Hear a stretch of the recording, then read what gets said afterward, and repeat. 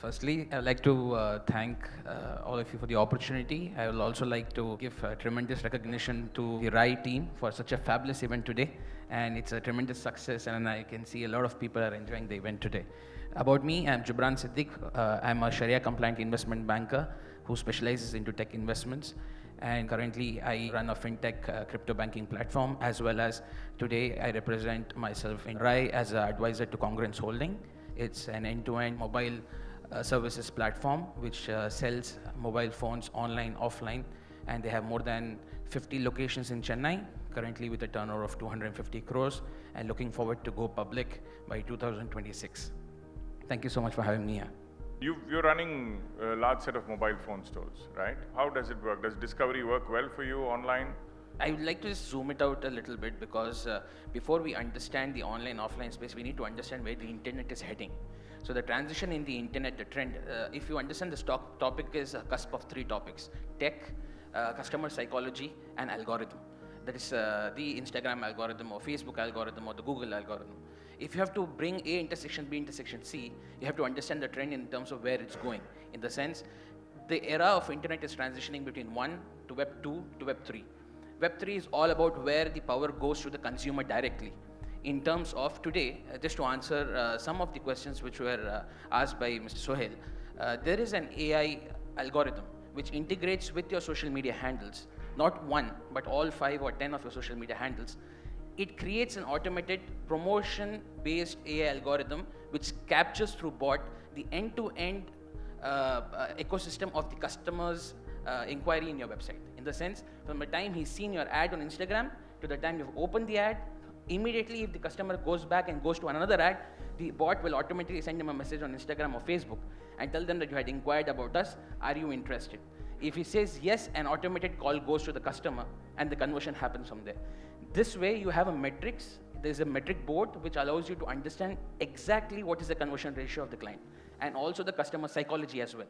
So you can pivot your marketing strategy based on that. What kind of tool do you use to do stuff like that? So you have to customize your AI chatbots with a Python tool. Zapier is a very good service provider which allows you to customize and automate your customer transition.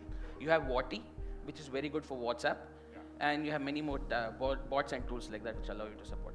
How has it been for you with mobile phones? What percentage of your business is online, what percentage of your business is offline? For us, it's been an interesting journey because we started online from 2008 and eventually 80% of our revenue has been online. So in Amazon and Flipkart itself, we did somewhere around 180 crores in terms of turnover, and then eventually started venturing into offline stores. And as we were expanding our offline stores, we felt that major portion of the offline walk-ins and revenues are coming through online promotions. And that's exactly why we felt that it's a need for us to understand. So we generally say, right, risk comes from not knowing what you're doing. So in the tech space, when the retail industry is constantly transitioning, if you do not know what we are doing, you do not know how the trend is moving, you do not know what the technology is all about, then constantly you're in the blind. So what we tried to do was try to understand how tech works, make sure how we can measure the inflow from online to offline, understand the customer psychology, and within 2.5 years, we were able to bring in around 55 stores. And that was quite valuable for us, and it helped us very well with the store walk-ins as well. What percentage of your customers who are shopping in your stores, right, were sourced online and also by offline? Do you measure that metric? Yes, every month we have a marketing So audit what's the report. metric? So at the moment, we are standing at 76.3%.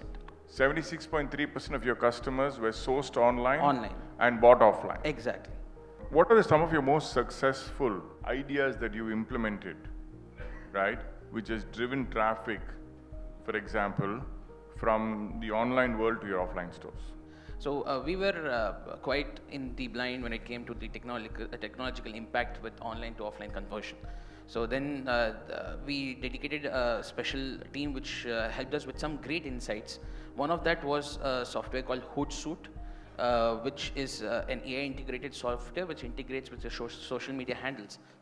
And you can parallelly manage multiple handles and keep a track of all your data metrics in regards with the psychology of the customer, how many customers clicked on the ad and they didn't come to your page, and in regards with how many customers were interested and the conversion timing to conversion ratio.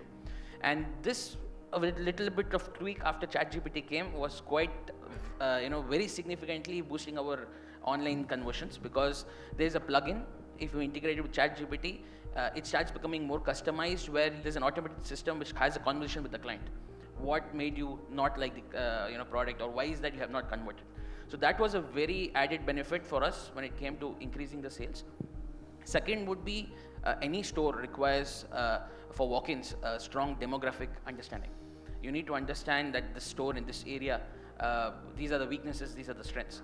So a strong data analytics software or a strong data analytics backend system can add a tremendous impact. And for that, there was a very interesting software, Zapier, which was allowing us to understand the regional data in regards to how many of these clients at what age metrics, and amongst these age metrics, how many are male, female, kids, and what sort of a conversion was expected in which target audience.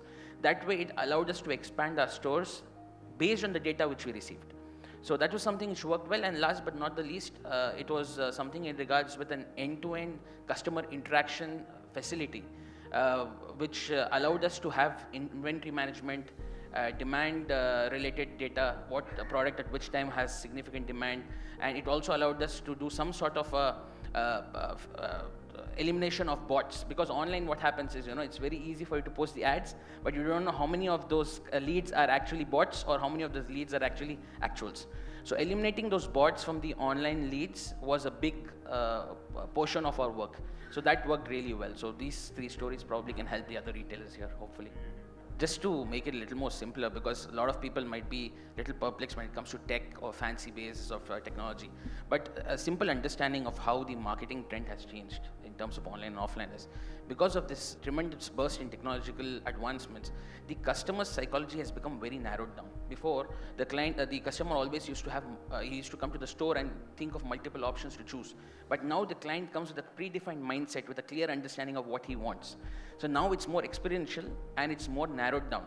So if you're able to figure out exactly the pulse of the customer, you're able to convert those leads faster than the conversion before it was happening. So I think the entire crux of this whole conversation will be to understand the psychology and how people have changed in terms of their approach of purchase.